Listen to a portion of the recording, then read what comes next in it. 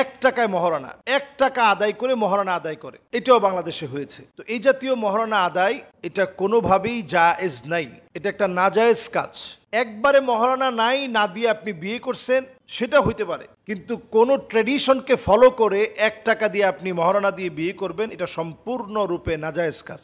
মহারণার সর্বনিম্ন পরিমাণ কত? মহারণাকে আল্লাহ তাআলা ফরজ করেছেন সদকাতিহিন্না নিহলা, আনন্দ চিত্তে মহারণা দিবে। এই মহারণার পরিমাণ কি এটা আমরা অনেকেই জানি না। মহারণার পরিমাণ হচ্ছে 10 দিরহাম। সেই 10 দিরহামে বর্তমানে 1 দিরহামের ওজন হলো 3 গ্রামের উপরে, 3.618 গ্রাম। 1 দিরহাম সমান। তাহলে আমাদের দেশের মাপ অনুযায়ী 10 দিরহাম মানে হচ্ছে 2 ভরি 7.5 মাসা বা 30.618 গ্রাম রূপা। এটা হচ্ছে মহারণার সর্বনিম্ন পরিমাণ আপনাদেরকে বললাম। এবার আসেন, আমরা এই ফতোয়া অনুযায়ী সর্বনিম্ন একজনকে 30.618 গ্রাম রূপা এই পরিমাণের কিছু একটা দিয়ে আমরা বিয়ে করব। নবী সাল্লাল্লাহু আলাইহি সাল্লাম একজন সাহাবীকে বিয়ের সময় জিজ্ঞাসা করলেন যে তোমার কাছে কি একটা লোহার আংটিও নাই?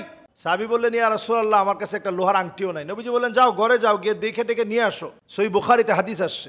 সাহাবী ঘরের ভিতরে গেলেন, ঘুরে টুরে আসলেন, ইয়া রাসূলুল্লাহ, একটা লোহার আংটিও নাই।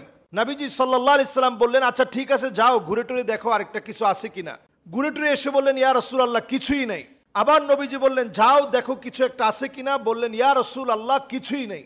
তো নবীজি বললেন, আমাআকা সূরাতুল ফাতিহা? সূরাতুল ফাতিহা আছে? বলছে, ইয়া রাসূলুল্লাহ আছে। বলছে, এটা নিসফুল কোরআন। আমাআকা সূরাতু জিলজাল? সূরা জিলজাল আছে, মুখস্থ আছে তোমার? বলছে, আছে ইয়া রাসূলুল্লাহ। বলছে, যাও, এটাও নিসফুল কোরআন। আমাআকা সূরাতুল ইখলাস? সূরা ইখলাস আছে? বলছে, ইয়া রাসূলুল্লাহ আছে। যাও, এটা সুলুসুল কোরআন। আমাআকা আয়াতুল কুরসি? তোমার সাথে কি আয়াতুল কুরসি আছে? সাহাবী বলছে, ইয়া রাসূলুল্লাহ আছে।